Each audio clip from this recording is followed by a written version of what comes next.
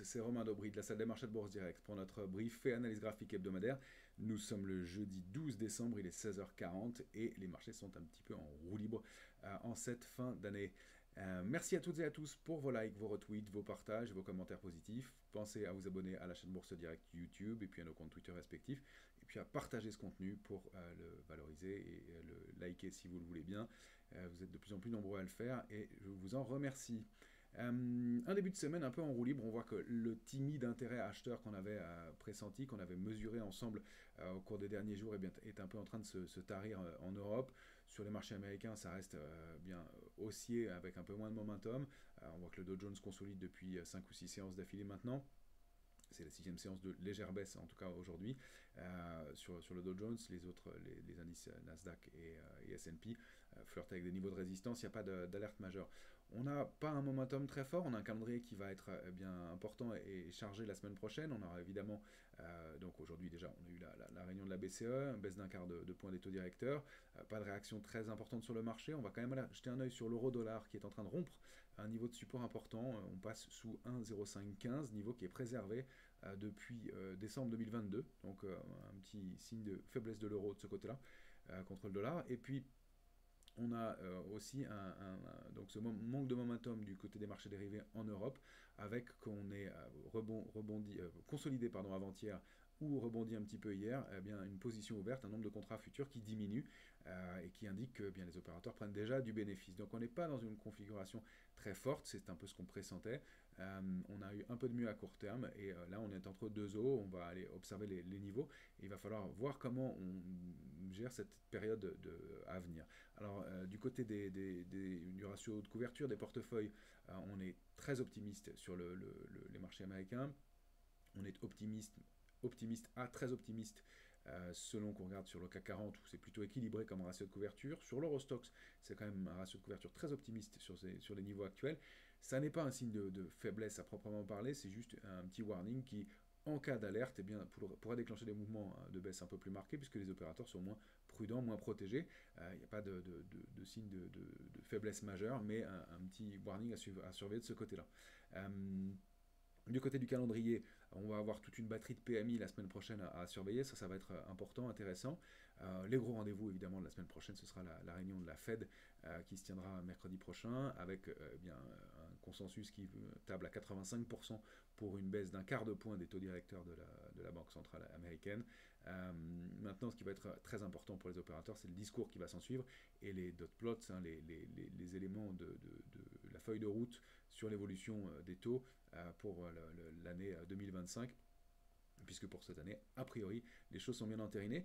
La semaine prochaine sera aussi une semaine technique importante, puisque ce sera l'échéance des 4 sorcières, l'échéance du mois de décembre sur les marchés dérivés, qui se tiendra vendredi, donc le 19 décembre, journée importante, avec eh bien, des intérêts importants, beaucoup de contrats futurs et d'options qui vont clôturer ce jour-là, donc une semaine à venir qui va être technique aussi, avec en cas de débordement, de franchissement ou de rupture de niveau majeur, bien des accélérations possibles à surveiller, et puis on terminera la semaine en plus avec l'indice PCE Core, l'indice des prix à la consommation des ménages aux États-Unis, qui est l'indicateur préféré de la Fed, le plus surveillé par la Fed quant à l'inflation. Or, on a eu des petits warnings quant à l'inflation. Si les publications étaient en ligne jusque-là, le PPI, l'indice des prix à la production aujourd'hui, est ressorti un peu au-dessus du consensus, sans déclencher de gros mouvements sur les indices, mais on voit que ça patine un petit peu. Donc à surveiller, une fin d'année en roue libre, et comme on l'a expliqué ensemble en début de semaine, pour les marchés américains ou même un indice comme le DAX, ben l'année a été bonne. Les opérateurs ne vont pas prendre de risques majeurs dans ce contexte-là, a priori, sauf évidemment accélération, franchissement ou débordement de niveau clé. Donc je vous propose d'aller voir ensemble tout de suite le S&P 500 en hebdomadaire, comme toujours. On a ici un indice qui, pour l'instant, ne donne pas de signe de décision majeure. On a pour l'instant en clôture hebdomadaire, enfin cette bougie, cette éventuelle pendue en haut de marché. Alors pas un très bon signal, mais il n'est pas tout en haut de marché, il flirte avec la bougie précédente. On est toujours dans un cadre relativement équilibré. On n'a pas de divergence majeure, si ce n'est du côté des volumes où c'est un peu plus faible. Et encore, pour l'instant, marché un peu en roue libre et on voit qu'on a quand même, on va le voir en journalier, des forces de rappel toujours. Puisque si on avait consolidé pendant 2 séances avec des volumes un peu plus lourds, bien hier on a réussi à rebondir, à intégrer 6066 points. Alors, On peut réajuster d'un petit cran notre premier niveau de support, ça va être plutôt 6057. On voit qu'il est bien testé pour l'instant par le marché. On avait laissé un gap, on l'a comblé, on repasse au-dessus. C'est plutôt harmonieux et pour l'instant cette petite bougie en séance d'indécision. L'extension c'est 6132, vous la connaissez. Pourquoi pas au-delà de ça, la borne haute du canal haussier, donc selon le moment où il sera touché, canal qui est très bien travaillé depuis plusieurs semaines maintenant. En revanche, sous 6057, risque de consolidation un petit peu plus appuyé. On a des supports intermédiaires qui se trouvent dans un premier temps à 6034. Je ne les indique pas tous, ce serait un peu chargé sur le graphique. Ensuite, on aurait un intermédiaire à 6004 et puis retour 5964. Tant qu'on est là-dedans, on reste haussier. On noterait quand même l'échec à aller chercher la borne haute du canal haussier, mais on n'est pas non plus allé chercher la borne basse dans le mouvement de consolidation précédent. On a le droit de patiner un peu, mais pas de warning ou d'alerte majeure dans l'immédiat pour l'instant sur le S&P. Sur le Dow Jones, juste pour jeter un œil, les niveaux techniques, c'était ce gros point de 44 360. On a un peu travaillé au-dessus, et un peu de divergence en haut, et des volumes qui étaient un petit peu plus lourds dans les mouvements de baisse. Attention, on entame la 6e séance de baisse d'affilée sur le Dow Jones, sans signe très méchant, mais on a quand même eu cet avalement baissier jeudi dernier, et depuis ça glisse. Pour l'instant, on n'a pas de figure de retournement baissière à ce stade, mais on voit qu'on est allé combler enfin ce gap. Pour l'instant, ça se passe en bon ordre, mais on a une perte de momentum de ce côté-là à surveiller donc sur le Dow Jones. Si on regarde le Nasdaq, lui est toujours relativement solide. On est calé entre 21 500 et 21 914 pour les extensions. On a manifestement créé un palier intermédiaire en clôture hier soir avec un nouveau plus haut historique à 21 764 points. On est en pause solide, on va dire. On n'a pas de signaux de retournement. Attention à ce gap qu'on n'a pas réussi à combler en totalité. Gap laissé ouvert le mercredi 4 décembre. Cette zone de gap, donc sous le plus bas d'avant-hier, donc sous 21 313 points et retour donc contre le plus haut 21 235. Un petit risque de consolidation tant qu'on préserve la borne haute du canal haussier précédent. On reste largement haussier, c'est sous 21 095 qu'on aurait des petits warnings avec dans ces cas-là retour sous 20 676. On a les moyens, la possibilité de consolider jusqu'à ce niveau-là sans remettre du tout en cause la tendance. Ce serait le warning celui-ci. En revanche, de court terme, niveau à préserver. Pour l'instant, ça reste haussier et on le voit, même si le Nasdaq est en baisse de 0,32 pour l'instant. Pas d'invalidation, de divergence majeure. Des volumes qui ont été un tout petit peu plus lourds dans ces mouvements de consolidation, mais encore une fois, des forces de rappel importantes. Toujours sur le Nasdaq. Le VIX continue à sa pause baissière dans la zone de complaisance. On est toujours sous ce niveau intermédiaire de 13,86. On vaut 13,31 à l'instant. On n'a pas de divergence majeure ou d'accélération non plus, pas de signaux très clairs. Tant qu'on est au-delà de 12,10, on reste en complaisance, mais on n'a pas d'alerte majeure. C'est en dessous de 12,10 qu'on repassera en euphorie. Attention, évidemment, surpasser 15,40, on en est assez loin pour l'instant. Pour l'instant, on est sous la médiane de la zone de complaisance. Donc pas de changement particulier de ce côté-là. Du côté du DAX, bien notre cible est toujours en mire, la zone 20 452, 20 604. On a fait une pause, on a buté un petit peu contre ce niveau avant-avant-hier, lundi. Consolidation et puis rebond ensuite. On est entre deux eaux, encore une fois, contre ce niveau de résistance qui nous avait été donné par la théorie des gaps, gap de rupture, gap de continuation. Et donc on avait comme cible idéale 20 604 et puis ce gros niveau de résistance 20 452. Les extensions possibles c'est 20 876. Je ne sais pas si l'indice va avoir vraiment le momentum pour aller chercher, d'autant plus que dans des petites séquences de baisse, les volumes ont été un petit peu plus marqués ces deux jours-là. Donc un peu de prudence, un peu de prise de bénéfice, un peu de manque de momentum, encore une fois, au terme d'une année qui aurait été très haussière pour le DAX. L'Eurostoxx, lui, il est en train de tenter de déborder, il s'accroche au-delà pour l'instant de la borne haute du canal baissier qui est actif depuis le mois de mai dernier, avril-mai dernier. On est en partie haute, on accumule, on teste le niveau de support de 4950, mais on le préserve. Petite bougie d'indécision aujourd'hui, des volumes qui ne sont pas extraordinaires non plus. On n'arrive pas à déborder 4986 franchement, mais tant qu'on est au-delà de 4950, voire 4915, on a des chances plutôt de continuer à la hausse.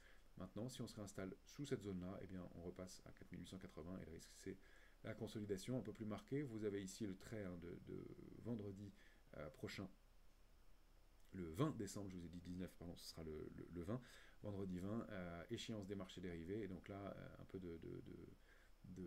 d'éléments techniques à surveiller au cours de la semaine à venir, mais on n'a pas, encore une fois, d'éléments clés. On a quand même eu cette bougie d'indécision suivie d'un mouvement de baisse un petit peu marqué ensuite. Pour l'instant, c'est plutôt une pause, mais encore une fois, vous avez les niveaux techniques et c'est plutôt en fonction du débordement ou de la rupture de ces niveaux qu'on va avoir plus d'indications quant à la poursuite ou non de la tendance actuelle.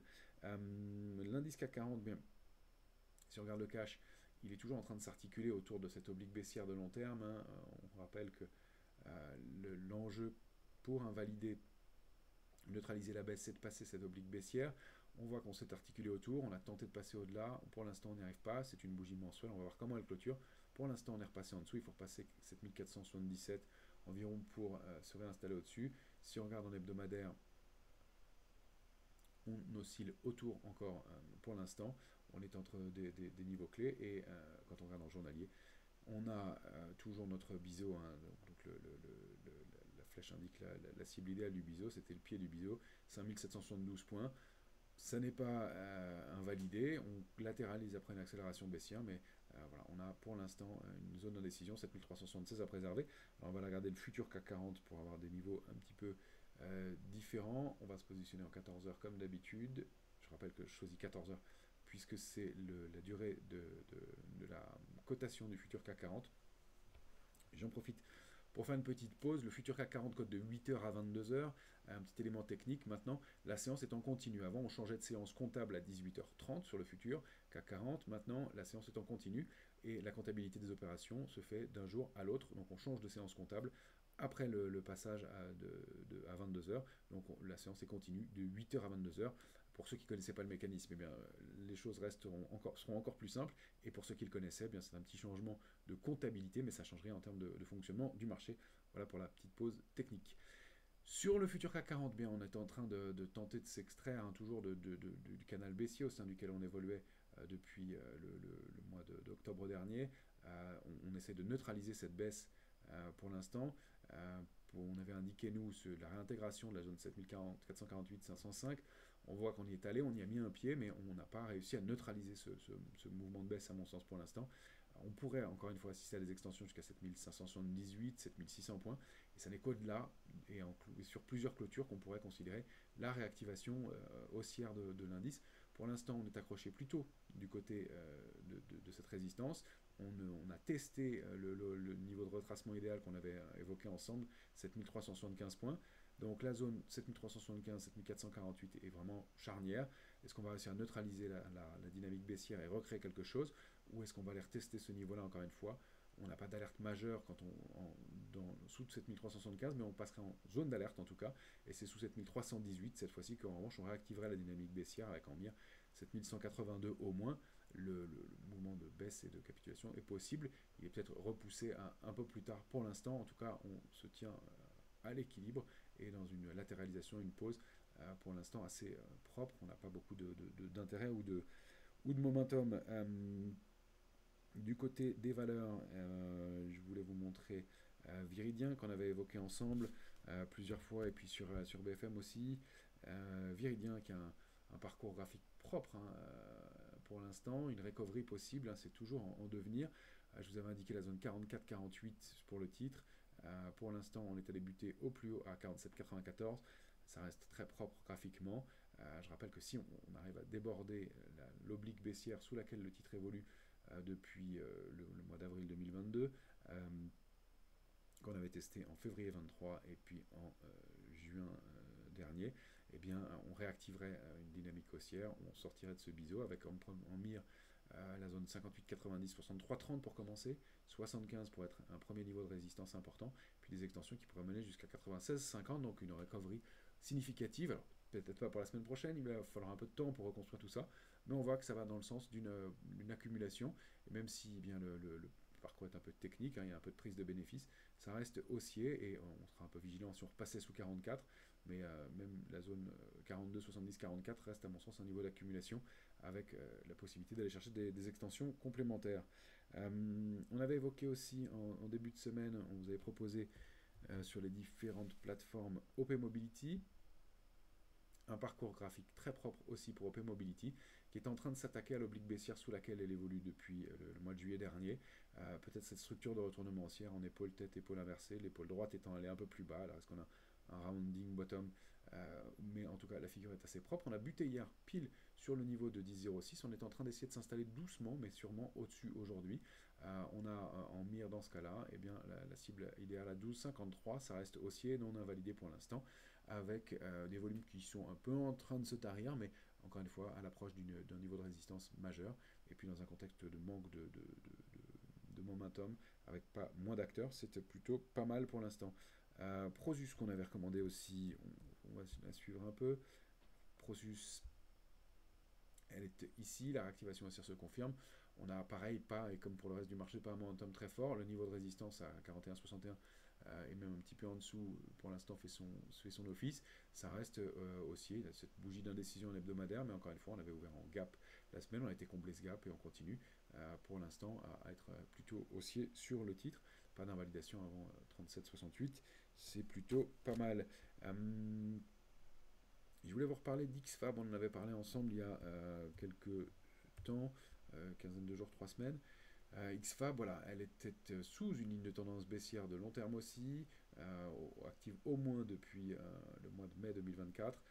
Elle en est sortie la semaine dernière, on était en graphique hebdomadaire sur le titre à l'instant. Elle s'attaque à son niveau de résistance à 4,978. On a accéléré à la sortie de la tendance baissière pour l'instant, mais un peu de consolidation. Alors on peut tout à fait aller former un throwback, aller se rappuyer sur cette oblique baissière pour repartir ensuite. Pour l'instant, on oscille entre deux eaux, mais un petit peu de mieux pour un titre qui s'est arrêté sur un niveau de support. Des traits qui datent de très longtemps ici. On va en profiter avec vous pour les supprimer. On est allé tester quand même un support de très long terme sur XFAB. Hein. C'était des niveaux de support qui n'avaient pas été testés depuis novembre 2020. Donc évidemment un niveau clé et psychologique important pour le titre qui se reprend un petit peu.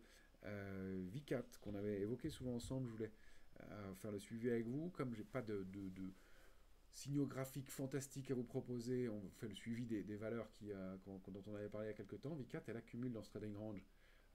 Elle avait un parcours haussier très propre, hein, au sein d'un canal haussier. Elle avait enfoncé par le bas puis réintégré. Elle s'était réappuyée sur la borne basse. Et là, on bute sous ce niveau de résistance clé sur V4. C'est 36,75. Alors, on manque un peu de momentum. Il y a des petites mèches de rejet. Mais si on arrive à le passer au-dessus, c'est 43,60 la cible idéale, avec la borne haute du canal haussier, évidemment, avant. Pour l'instant, un peu d'indécision, mais des volumes qui sont toujours plutôt à la main des acheteurs, même s'il reste assez mou pour l'instant. En tout cas, on a un gros niveau pour V4 ici, puisqu'on n'a pas réussi à se réinstaller franchement au-delà de ce niveau de 36,75 depuis 2019 non plus, en dehors de ces petites extensions en 2021. Donc voilà, un niveau clé, un niveau charnière, mais un titre qui reste pour l'instant en pause contre des niveaux de résistance importants. On avait parlé ensemble d'Aramis, Aramis Group qui poursuit son parcours haussier. On a débordé 7,14, on continue. 8,73 est la cible suivante. Pour l'instant, pas d'invalidation. On a toujours, comme tout le reste du marché en ce moment, des volumes qui s'étiolent un peu, mais ça reste haussier. Et puis dans le même domaine, je voulais vous parler de l'ex-ALD. D'ailleurs, je crois que c'est toujours le nom que vous allez voir à l'écran. Voilà, ALD, donc qui s'appelle maintenant Ayvins. Et qui eh bien, est en train de construire aussi au sein d'un canal haussier de long terme, borne basse, haute testée, un petit peu débordée, et puis on réintègre et on a rebondi sur la borne basse. On remonte avec de la même façon toujours des volumes qui sont un peu atones, mais ça repaye doucement pour Ayvins. Donc 6,87 gros niveau de résistance à déborder et à préserver, et puis 7,40 ensuite, pourquoi pas. Un parcours haussier lent, mais qui est à surveiller pour un titre qui paraît intéressant. Je voulais vous montrer Sartorius Tedim, qui est en train de tenter de déborder une oblique baissière. Alors, elle était voilà, testée ici, là et là. Fausse sortie ici aussi. Cette fois-ci, on s'y attaque à nouveau. Il y a un peu de divergence. Et puis, on évoque la possibilité de Sartorius Stedim d'entrer au sein de l'indice CAC 40. C'est que le conseil se réunit ce soir pour les éventuels mouvements au sein de l'indice. On parle de la sortie de Vivendi. Et donc, pourquoi pas de différents titres comme Alstom ou Bureau Veritas. Il y a plusieurs paris sur le sujet. Je ne vais pas faire de conjecture là-dessus, mais en tout cas, à surveiller. Possible réactivation haussière pour Sartorius Stedim qui s'attaque à un niveau qu'elle avait déjà tenté de déborder plusieurs fois, sans succès. Puisqu'on parle de Vivendi, je voulais quand même faire le suivi avec vous du titre qui évoluait au sein d'un canal haussier depuis 2022, borne haute, borne basse, borne haute, tentative de débordement, échec, et là on est en train de tester ce niveau d'alerte sur Vivendi, 8,58, sortie par le bas, réactivation aussi à l'approche de la clôture. On préserve pour l'instant 8,58, il va falloir voir si on arrive à préserver ce niveau-là. Si ça n'est pas le cas, c'est évidemment un mauvais message pour Vivendi, qui se réinstallerait sous ce niveau de support majeur et qui sortirait du canal haussier qu'elle préservait depuis 2022. Donc prudence sur le titre, tant qu'on est au-dessus, bien on a des chances de railler 9,40, pourquoi pas. Et puis ensuite 10,23, gros niveau aussi pour le titre Vivendi. Parmi les autres actifs que je voulais vous montrer, eh bien, on avait évoqué ensemble plusieurs fois déjà l'indice brésilien, le MSCI Brasil, avec sous vos yeux l'ETF Rio, RIO, donc c'est le MSCI Brasil que vous avez ici en hebdomadaire. La borne basse du canal haussier de long terme qui est active depuis 2020 aussi a été testée une fois, deux fois, trois fois, quatre fois, et puis on est en train pour la cinquième fois de tenter de s'appuyer sur ce niveau-là. On a une réaction haussière qui a été bien positive ce matin à l'ouverture, un gros gap haussier, pour l'instant ça consolide, on est en train de le combler. On a besoin de déborder 19,30 pour activer franchement la dynamique haussière, mais encore une fois, un indice qui est intéressant peut-être pour arbitrer, et qui, on sait que le pays est sensible à l'évolution des matières premières. Or, ça fait ma transition, l'indice Como-Lex Thomson Reuters CRB est en train d'accumuler en partie haute, proche d'un niveau de résistance clé. On bute pour l'instant contre l'oblique baissière qui était formée par les points hauts en mensuel de juin 2022, puis le rebond de mai 2024, et qu'on avait testé en novembre dernier. On accumule plutôt en dessous de cette résistance pour l'instant. Si on arrive à déborder cette oblique baissière et 23,61 en clôture, la cible c'est 26,64. Vous savez que j'aime bien cet arbitrage pour travailler les matières premières et une éventuelle réactivation de l'inflation. Je fais une petite pause. L'indice Como, je le rappelle pour ceux qui n'avaient pas l'habitude de me suivre, l'indice Thomson Reuters CRB, c'est un panier de 19 matières premières composées en grosse partie de pétrole, et puis de gaz, et puis de tout un panier d'autres matières premières, notamment énergétiques, et puis des métaux précieux. Donc un arbitrage qui me semble intéressant dans un contexte où l'inflation pourrait repartir. Or, et je reviens à mon graphique, on constate que dans ce range actif depuis maintenant janvier 2023, avec cette fausse sortie en mai dernier, on a été tester la borne basse, buté plusieurs fois contre la borne haute, mais on ne repasse pas sous la médiane du range à 22,55, et on accumule plutôt en partie haute contre ce niveau-là. Donc attention à la sortie haussière. Là, la première cible, c'est 26,64, mais le mouvement haussier, la réactivation du mouvement sur les matières premières pourrait mener plus loin, évidemment, puisqu'on déborderait une oblique baissière qui date de 2022, donc un mouvement puissant qui pourrait se mettre en place. Si on repasse sous 22,55 en clôture hebdomadaire, on invalide cette possibilité de réactivation, mais en attendant, on a pareil ici un ratio risque-rendement et un arbitrage contre des tensions de marché qui peut être important. Et puis un titre que je voulais vous montrer pour finir, c'est un peu dans le désordre, mais qui est à surveiller, c'est Technip Energy. Technip Energy, elle avait fait un parcours haussier très propre depuis jusqu'en septembre 2023. Elle avait latéralisé ensuite à l'intérieur de ce canal. On peut y voir un triangle rectangle avec une des bornes basses testées régulièrement. On pourrait l'étendre un petit peu ici, mais en tout cas, je l'avais ajusté parce que j'avais plus de points de contact ici.